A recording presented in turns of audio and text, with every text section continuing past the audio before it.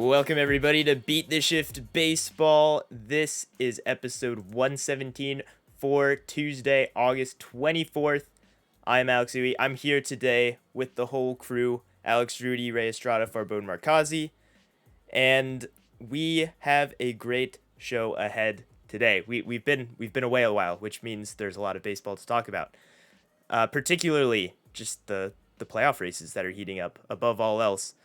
And some very, very bizarre happenings, a couple milestones, and the start of the Little League World Series, which always brings some unique baseball perspective.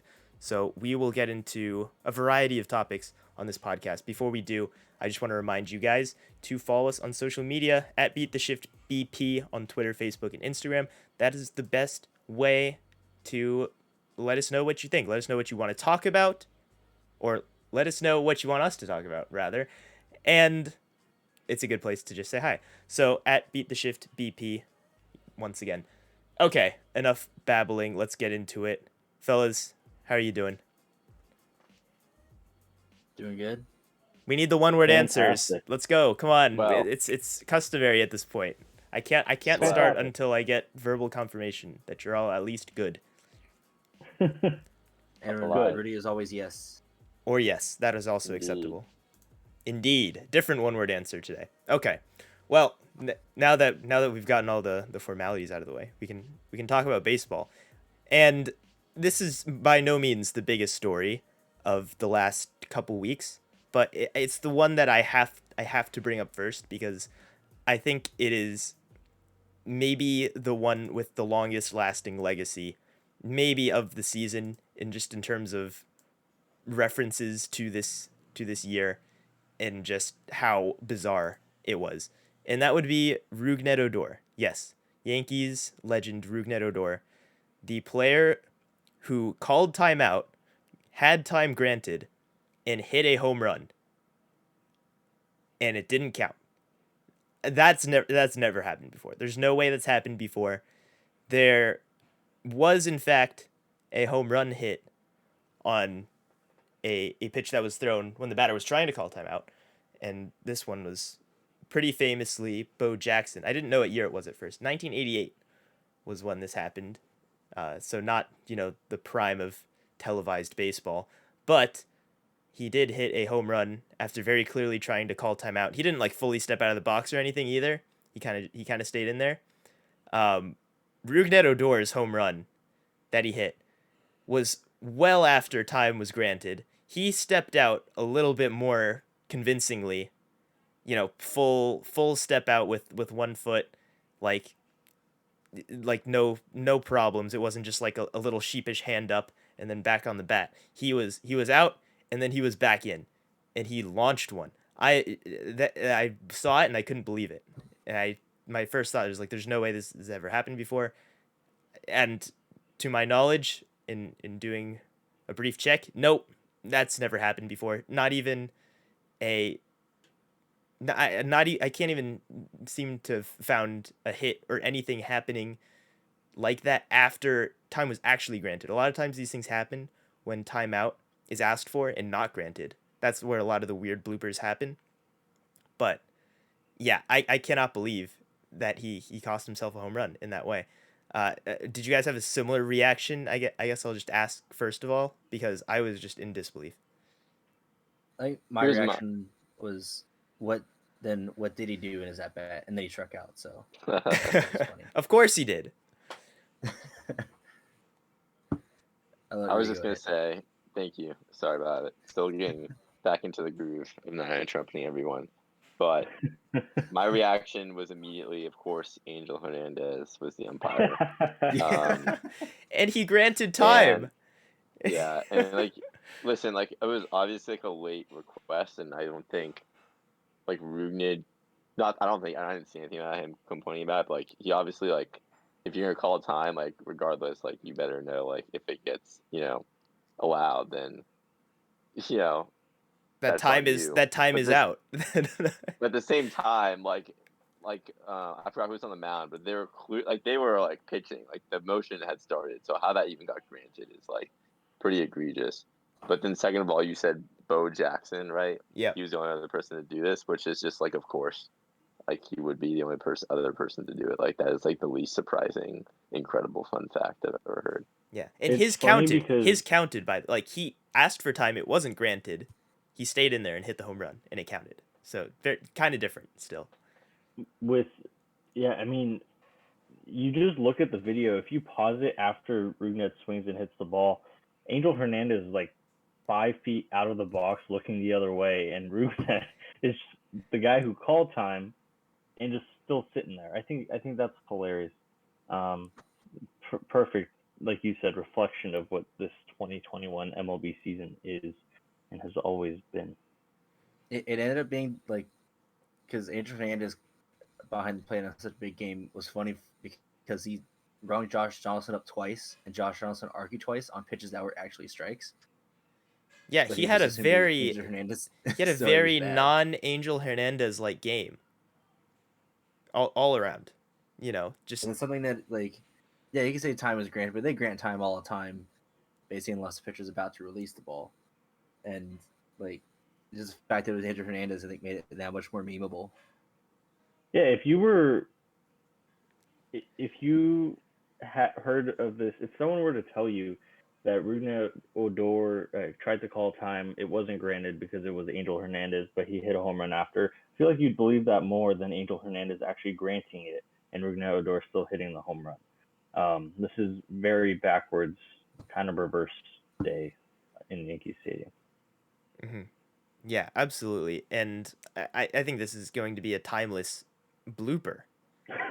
Because this is probably never going to happen in the same way again.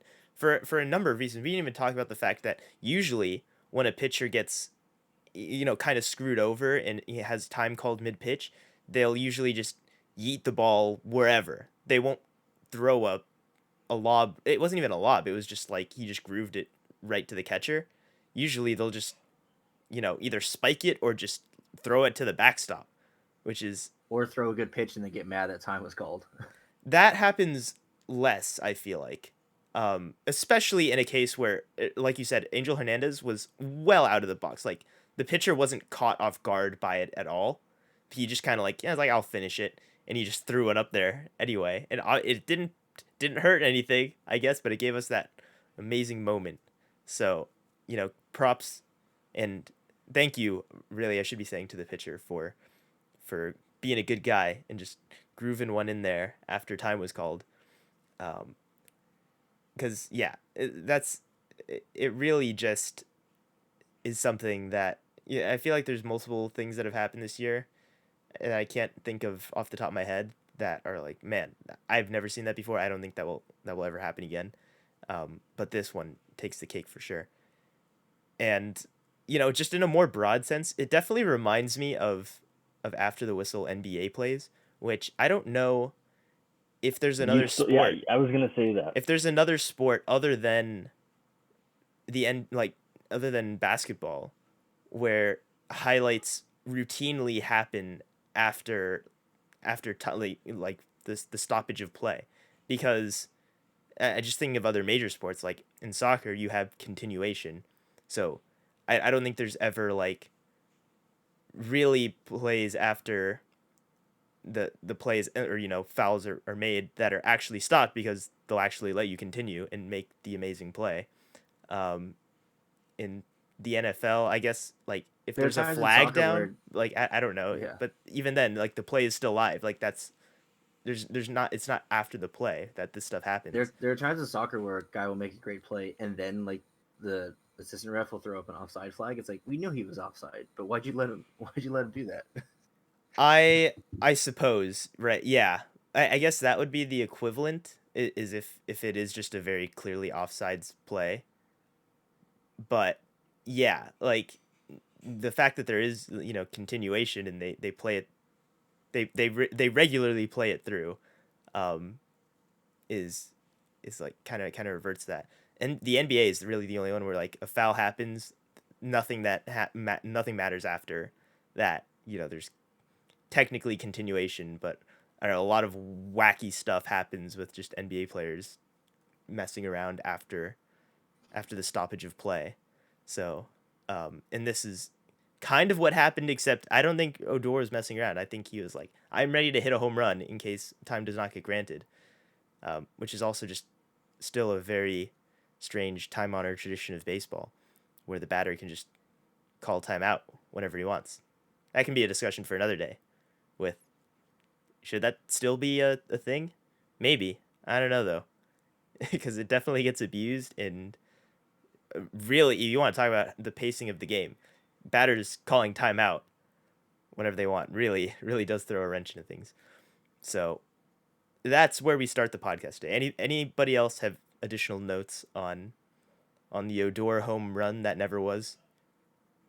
No, I think you went on an adequate tangent.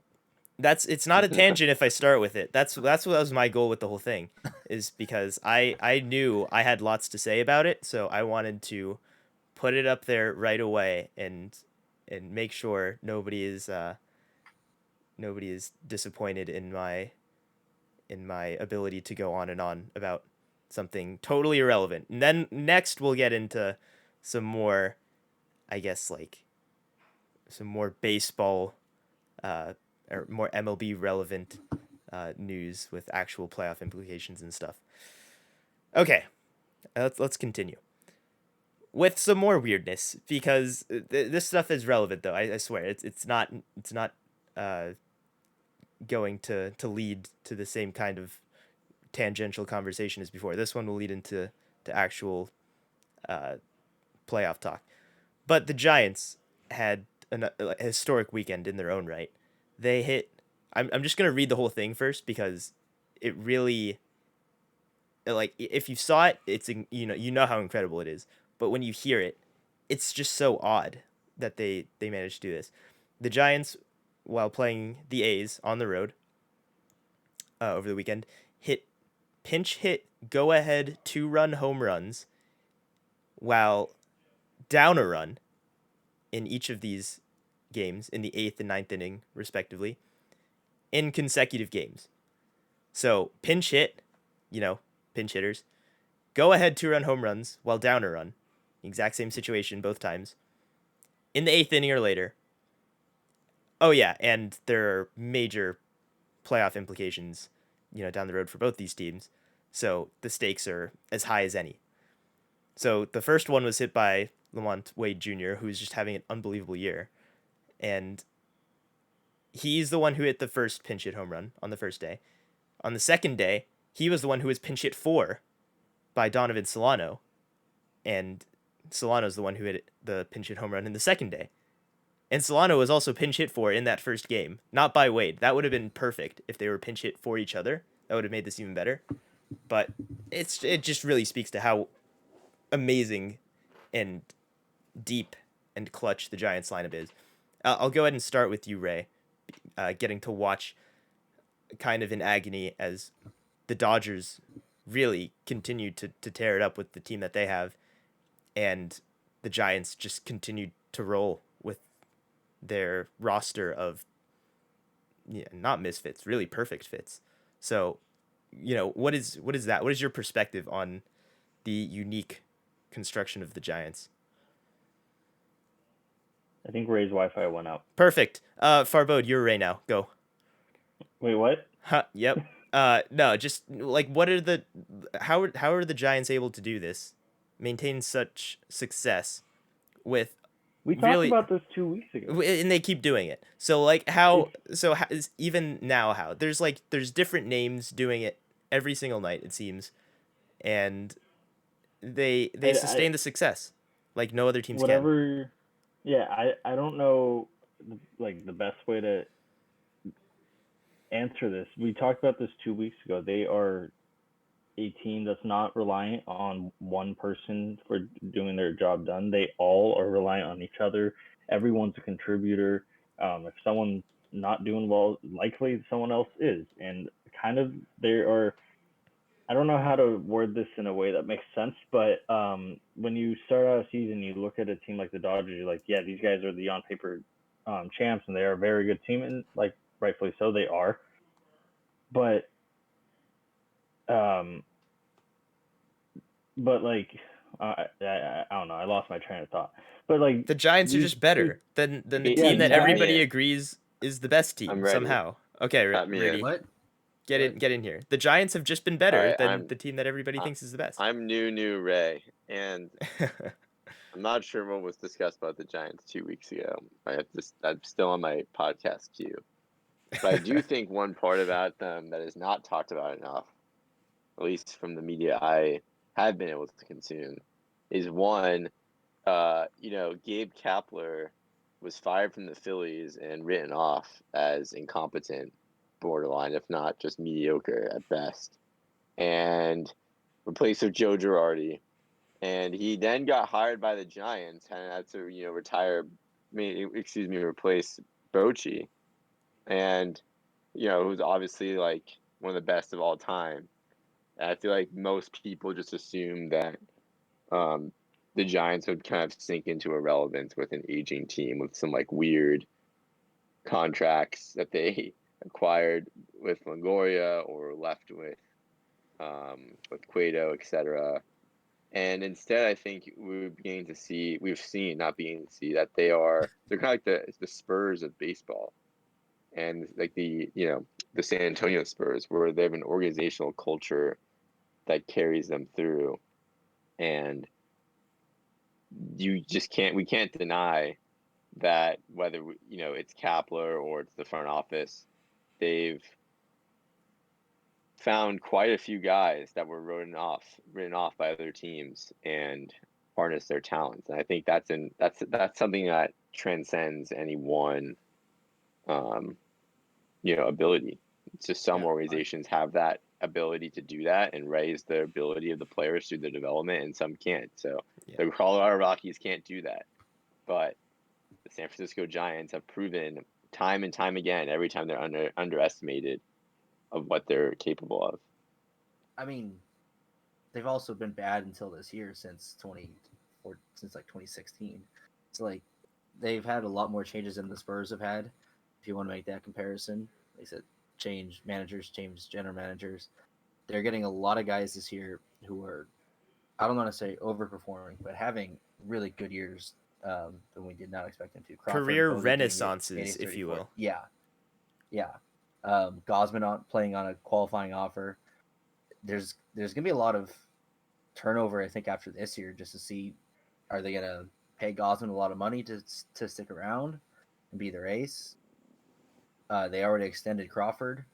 I think it's a good gamble for 2 years. He's earned it, but we'll see if this is like a kind of a last gasp for this core, or if it's a sustainable model going forward for the Giants.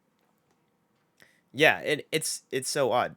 The things that Rudy describes are just the image of success for any baseball team. And there's teams like the Dodgers that do this routinely and also can spend the money to fill in the void. And that is why those teams are widely considered super teams, shoo-ins for the playoffs, like unbeatable, health granted, of course, like anybody else.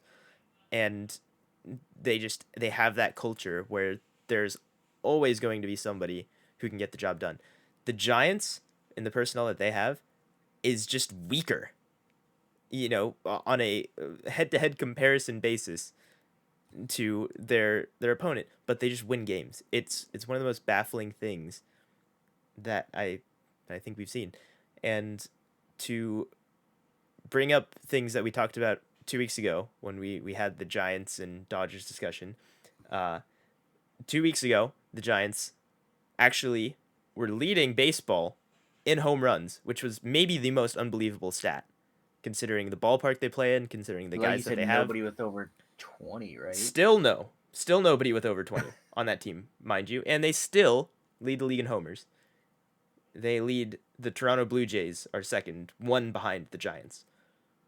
But that's just unbelievable still to this point, that they are able to hit for as much power as they have been with the players that they have in the ballpark that they play in. And I really have nothing more to say. It's unbelievable. It is funny because last time we did this, we also did trash on the Rockies too. So good points there. We can redirect the trashing though. We talked a lot about the top teams in this NL West. The Padres, who are supposed to be right there with it, have really fallen off a cliff since the last time we checked in on the NL West. And I believe last time I said the odds are more than likely that there will be 3 playoff teams out of the NL West. There still can be because the Padres are one game back of the One Reds game out, now. yeah. But the Reds are there. They have the second wild card at the moment. They're really the closest contender. The Cardinals are also there. The Phillies, the poor Mets, man. The Mets, for anybody who hasn't been watching much baseball lately, have had 13. Well, they're in the middle of it still. 13 straight games against the Dodgers or the Giants in alternating fashion.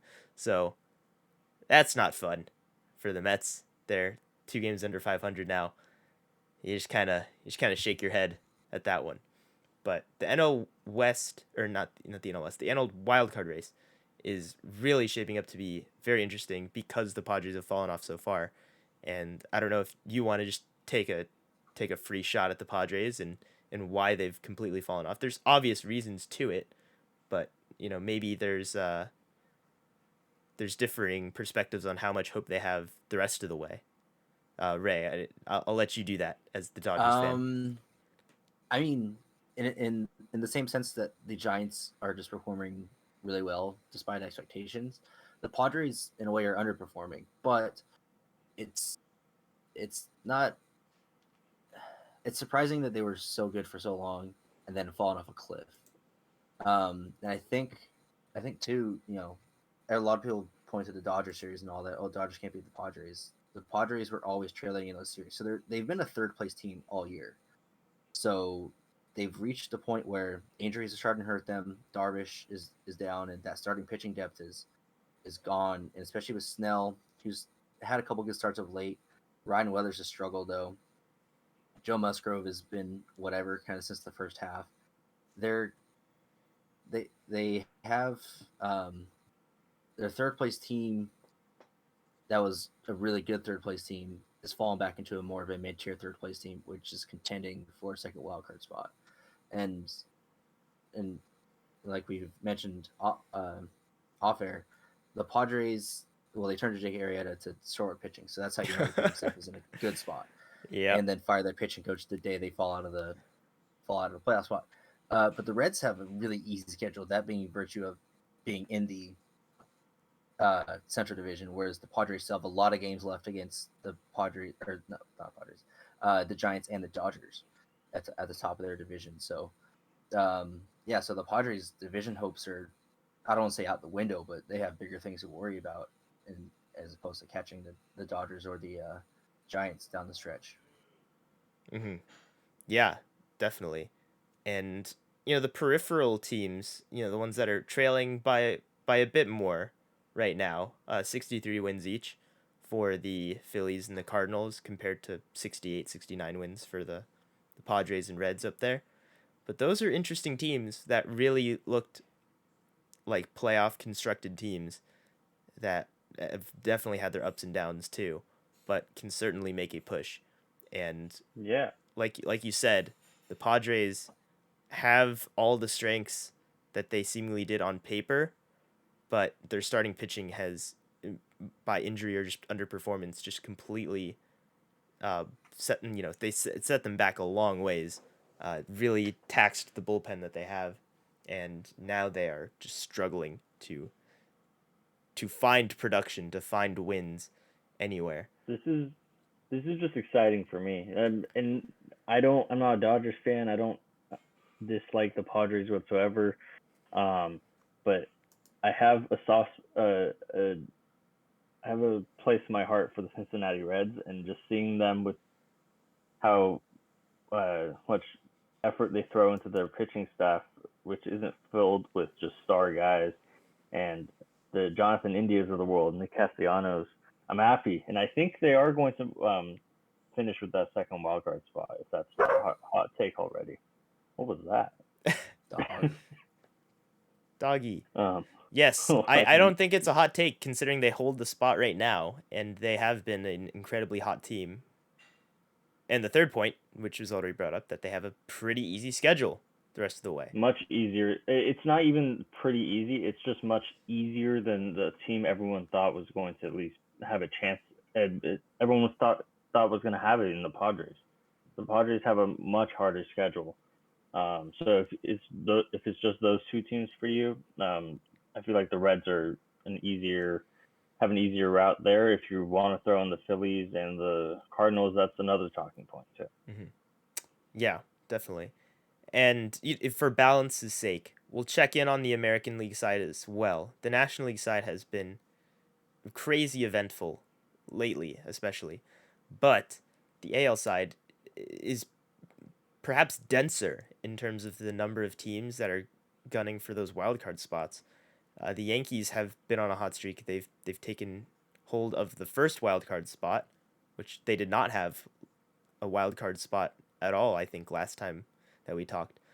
The A's have kept it up, and they are really bearing down on the Astros for the top of the division even. So you have a tight division race. The Mariners are hanging in there still. 67 wins. The Red Sox continue to fall off a cliff, which was a little bit more expected because... But still in a wildcard spot as of this moment. Right. They just had so much momentum to carry. They wanted a walk-off Grand Slam today, by the way, which is pretty cool. But yes, they can certainly turn it around. They have a lot of just really good baseball players. They're kind of the Giants of the American League, except they did fall off a cliff for a little bit and let everybody else get back into the race. And then the Blue Jays, who one way or another seem to just keep shooting themselves in the foot and not gain ground on anybody. But they're still very much right in it as well. That's the full overview. I think the Angels are 2 games under 500 now. I think they're out of it. Mike Trout is still missing. Yeah. not the best. No, he actually just came out saying that it was torn pretty bad. So whatever the Angels were telling us about a calf strain, and I know you can get doctory and tell me that it's just a more severe strain. No, he came out with the actual diagnosis of it, and whatever the Angels were telling us about the 6 to 12 week timeline, that ain't true. just completely wrong. Mike Trout's just sitting there like, all right. That sounds just like right on brand for the Angels. They need to keep people interested in some way. Did they get platelets in it to try and fix it? That's their go-to, right? They need to get what? More platelets. Platelets, isn't that their platelet go-to? injections? Yeah. Oh God. It'll work one of these days. Hopefully. Yeah. And then even in the NL Central, which is just not really relevant either, with the Indians at 500 still. The AL Central. The team that they have. The AL Central, staying in the AL. And the Tigers are 60 and 66. The Tigers, they don't have a good roster either. They're just kind of winning games. And Miguel Cabrera, of course, hit his 500th home run the other day after a really nasty cold streak to bridge that gap. I don't know. I feel like that's always the thing. 13th home run of the year. It's not like he was hitting homers every other day to get. No, he was. Yeah, he was on a hot streak to get to 499 and then immediately hit a long drawn out cold streak, just on every side of it. But he got there. It's pretty cool. Big milestones like that, you don't see them very often. So, the Tigers are not nearly as bad as I think a lot of people were expecting. So, yeah, the Twins in last place still just looks very odd to me. Yeah, I don't know what there is to say really about the American League wild card, because right now the teams are kind of operating full force, or the ones that are in it anyway. There's not really many lingering concerns for what it's going to take for them to make the final push. It's really just who's going to get it done. So I don't know, Rudy, do you have an idea of how you think these kind of outside looking in teams will fare the last month? Do you have hope for any of them to take down the Yankees or A's? Nope. All right. They're just too strong. I'm just happy the Yankees aren't on the outside looking in anymore. I haven't done my due diligence. I don't think did you mention Seattle? Yeah, I Kind did. of crazy how good. Okay, well, I'm saying that again. Seattle. But not Even enough. when they're good, they're not that good. Tough. It is pretty tough. That's a Put team that on a that's really put that on a overperforming. picture frame. That quote right there.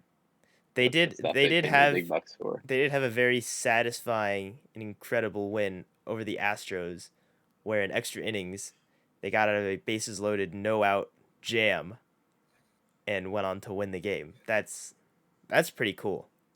The Mariners have had a lot of games like that where they win against all odds, and then they've had plenty of games where they lose in alignment with the odds too. So I guess that kind of evens out. But yeah, Marco Gonzalez. Yep, that's a guy right there. It's probably their only noteworthy starting pitcher at this point, even now. Is Kikuchi still healthy? He's been good still. Okay, never mind. They got a couple guys, but still, just kind of beyond explanation for the most part. We will get back to the playoff races in future podcasts because there's just too many teams in there. Nobody's running away with it right now. It's going to be an exciting final month of the season. Okay, moving on. I did say this was going to be a pretty wide variety of topics on this podcast. We are going to switch gears and talk Little League World Series, which is still in its early stages right now. It gets really more exciting, in my opinion, once we see them there for a little while, and then you kind of get to know the teams and get to know who's the best, and then there's even more stakes by the end of it when teams are getting eliminated left and right. It is very early on into the actual Williamsport event so far. All U.S. teams this year, which makes sense. That's the bummer. They doubled the U.S. teams to make it feel like it normally does. But yeah, it's just not really in the cards to have teams from all over the world in to compete in an international tournament. So yeah, it makes sense. They're making the most of it for sure. And I don't know if there's other sub headlines that you guys really want to pay attention to or bring up at some point here, but I need to bring up the headline of the Little League World Series, and that would be Gavin Weir. I don't know how to say his name. I should have maybe Weir. That yeah, it's like weird without a D. But this South Dakota kid is just unbelievable for any level of competition anywhere. And this is high level competition for his age too. In the starts leading up to and including his first Little League World Series start, in 7 starts, 37 and 2/3 innings pitched, 0 earned runs, 1 hit, 100 strikeouts. 100 strikeouts, and that's out of 113 total outs recorded.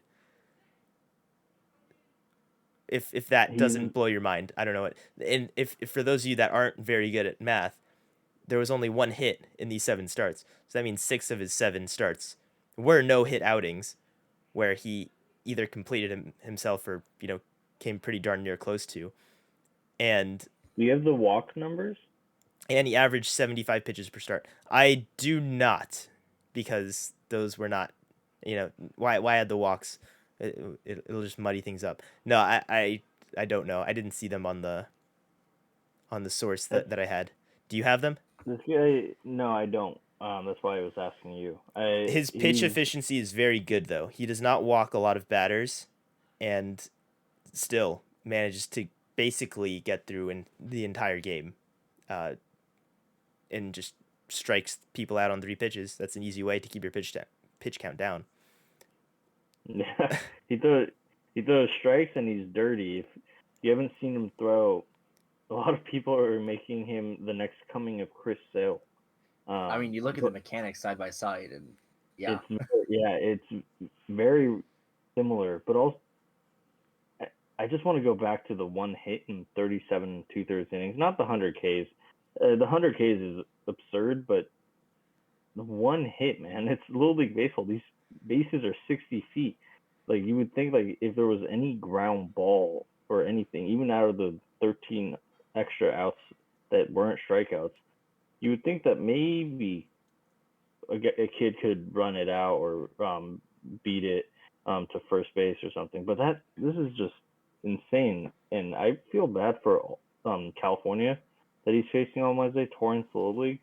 Shout out Torrance. But shout out, yeah. Shout out. I played them in my district. They're close to me. Really? How are you feeling about yeah, this like matchup, you Ray? recently played Little League? I hate that they found him in this game and they have to face Gavin Weir. Because basically South Dakota is like, all right, Gavin's gonna win us every game he pitches, but they have to win the games that he doesn't pitch because he can't pitch every game. That's true. He And can. it sucks that He can Torrance hit though lined too. up So speaking of, Yeah. he can't pitch every game. He had a go-ahead 3-run home run in today's game versus Oregon. By the way, they ended up winning the game. So he's able to help when he's not pitching. It seems. Oh yeah, but he's not. I mean, it's really easy to win games when nobody scores on the other team or even gets on base. It's really easy to win no hitters. I will agree with that Yeah. 100%. The Dodgers found a way to lose in one time. Also, the Angels did too. So I'd still take those Yeah. odds more often than not. Yeah, but there'll be other smaller sub storylines that come up from the Little League World Series. Every team, every group of these kids has really cool stories and backgrounds, and it's always fun to watch sporting events like that where you don't just know all the athletes out there.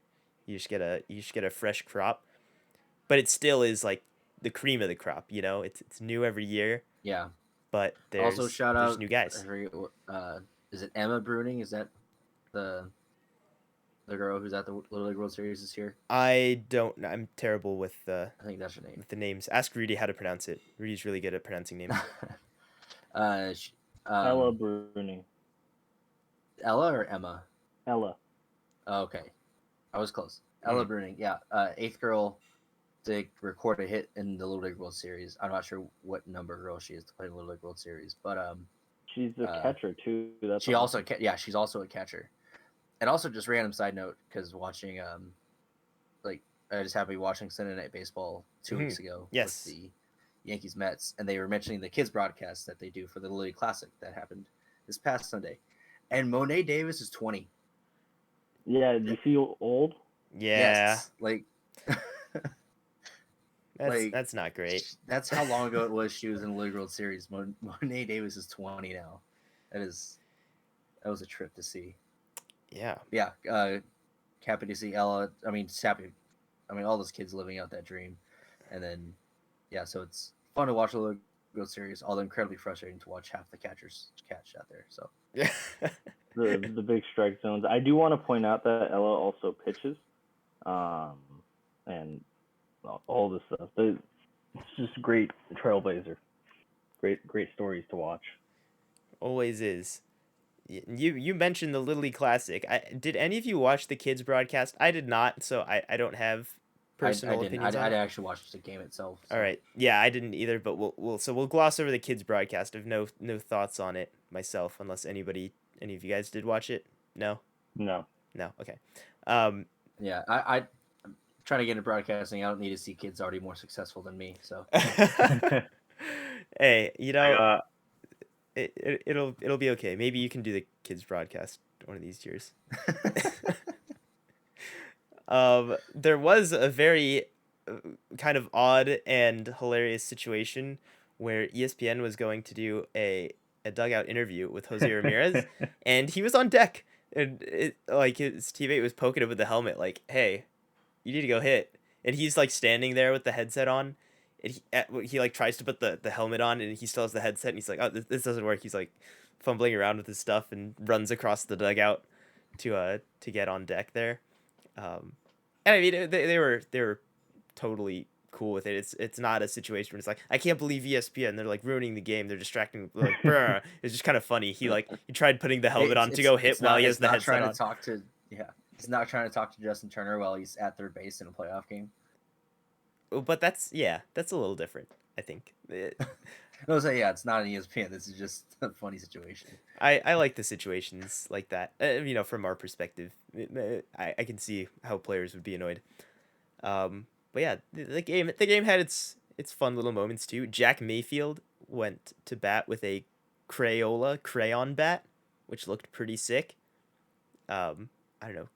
I'm Why'd up they for give more. it to that guy? I'm up for more custom bats around the league. Anybody else up for more custom bats? Little more artistic freedom I Yes. guess. with the lumber. I'm all for it. And Jose Iglesias, seemingly at every turn, just makes random defensive gems, and had another play where he made a miraculous flip, like after diving, just no look, flicked it behind his back perfectly to the second baseman covering on a ball hit up the middle. So just more of that kind of magic. That's always fun to Works. see. So the Angels will provide lots of entertaining baseball with between Ohtani No, and they won't. Iglesias. It'll be entertaining baseball, just not meaningful baseball. Yeah, not good. Sorry, Farbod. I also choose to recuse myself from any Jose Iglesias' good talk. Is he not good? Check out his defensive metrics yourself and tell me. Hey, but he's He'll entertaining. make those plays, but he is entertaining. He'll make some weird plays like that, but you got to check that out. So he's like Fernando Tatis, or like spectacular highlight plays, but also like, is he that good of a shortstop? Or Derek Jeter. He's Yes. fallen off shortstop wise. I'm sure at some point he was incredible, but I think it's those plays that keep him afloat, like keep the narrative afloat that he's this incredible defensive shortstop. Yeah, Derek Jeter won 4 of his 5 Gold Gloves with negative defensive runs saved. Yeah. What a guy. Iglesias also has the highest swing rate, like chase rate in baseball. Like this guy just goes up there looking for 3 pitches, and Just if he doesn't hacking. hit them, he'll strike out. A modern day Javier Baez. Javier With less Baez power. is still in the league too, huh? All right. Yeah. Well, He's actually back healthy. he is. But the Mets, tough schedule, and no Yes. DeGrom makes for not happy Mets fans. Wait, I do have a question about the Mets though. Okay. With them being like falling off the cliff as much as they have, why hasn't anyone brought up the fact that they have played 13 straight games against 2 of the best teams in the league? They were And falling that off the cliff before that stretch. I mean, yeah, but still, We this brought whole it up. situation is the most Mets thing in the Yeah. world. And their owner going on Twitter to bash them is also a very Mets thing. I'm even if this is a new owner and people were saying it's the end of the LOL Mets. No, it's not. It's wow. Yep. Yeah, I forgot about that too. Remember all the enthusiasm? I think we should at some point in Uncle the future take a moment to reflect on some of the feelings that we had entering the season, because reflecting on them now, or even by the end of the year, is Remember when It's always Aaron fun. almost bought the Mets? a simpler time. Him and It's okay, J-Lo. we bought the Remember when that was still a thing? Seems like ages ago. Now. All right. I think that covers most of our main topics for today. And I don't know if it's something that we really want to like deep dive on right now, because I think it'll be a topic that's discussed more as we get closer to the off season and the collective bargaining negotiation stuff. But there was reports of a proposed salary floor in Major League Baseball, which in general seems like you're kind of skeptical, as it did come from like the MLB and ownership side of things, where basically you'd have like a salary minimum of 100 million, I think was like the number that was part of this proposal, but also a lower luxury tax threshold. So I really don't know where that would kind of leave things in terms of where it tips the scales in terms of how well players get paid. But it was interesting, the fact that it was brought up already at this point during the season. So I don't know, Rudy, did you have any particular thoughts on that, or anything to add on what that kind of means for baseball if I feel that like were to it's happen? something that you can only not look at with suspicion, to be quite honest, Yeah, because it's just kind of any suspicious. idea that when in short from the Major League Baseball sounds good, probably means in the fine print it's bad. So I'm guessing. I mean, my first reaction to it was, wow, I'm very happy that like all these teams that spend absolutely nothing will have to spend more, which I think is great. But there's the other part of it that's also like, I don't know if the net spend of the league would actually change, because there'd be pretty much no reason to spend it over the luxury tax from what I can see. So, or it'd be much harder, because like it would be a much lower ceiling. So I should rephrase. So I guess we have to see in detail. But considering, I guess what I'll say is like it's clearly something I feel like they're already getting out there to offer the union to make it seem like they're offering them more money. But knowing the MLB, that means that most likely, if you actually bring out the math, I doubt it's really any significantly more money for the players as a whole. Yeah. And it, I mean, I hope they don't go to a hard cap type thing like hockey or basketball does, because literally when Rudy texted the group chat that this floor proposal was a thing, I was watching a video explaining basically how the hockey introducing the salary cap and after the 0405 lockout has ruined players' salaries for like the last 15 years. Players and star players in the NHL were making close to 20 million back then, and now star players make like star players make double digits. Like $10 million is a lot for a player in the NHL nowadays with their cap. So Man. that there's a lot of other context there with how they do the revenue sharing, but baseball can't just say, oh yeah, the cap will be there and guys' salaries won't go up necessarily from the 35, 40 million guys are getting now, but it could tank with the cap. Yeah, and that's kind of like one of those things where when you think about it, like a salary cap very obviously is like, okay, well that limits the amount players can make, so probably not good for them. Like the salary floor makes you, it like forces you to think a little bit more about like, okay, there's probably something else here going on that'll make this favor the owners in some way, but at this point it was a very vague proposal that was put out there. So again, a I'm conversation sure we'll have somehow at a later tied to a date. permanent DH. And that's the thing too, is there's a lot of concessions and red herrings sort of. We've talked about this before, with regards to other CBA negotiation things that are brought up more in the media, as kind of to misdirect, and make one side look more reasonable or unreasonable than others. One thing that this kind of leads me to believe is this mostly will affect free agents. Based on the salaries, unless there's like drastic changes to how, young players are paid. So this might be one of those kind of red herrings where they're like, look, all the older players that are, in free agency and looking to make better lives for yourselves, like this will benefit you greatly because teams will be forced to spend more in free agency, but that doesn't necessarily mean they have to spend more on their young talent. So, that's one thing too, is like young versus old, where the money's being spent. It's not just like salary floor means more money to players, right? It's more complicated than that. Yeah, but I think we will leave that topic there and not go much deeper for today. And what say you? How about we end the podcast for today? We talked about a lot, as I promised. It feels like ages ago that we talked about Roude and Odor, but I'm still thinking about it constantly, obviously. So yeah, if you are still here, thank you very much for staying with us. And if you did enjoy it, make sure to leave a rating or a like if you're watching on YouTube, wherever you are listening. It really helps us out. Subscribe if you want to get all of our new podcasts. And again, make sure to follow us at Beat the Shift BP, Twitter, Facebook, and Instagram. That is the best place to to get in touch with us. We want to know what you think about all these things that we talk about. So, yeah, that is it for today. Thank you, everybody, one last time. And as always, Farbod.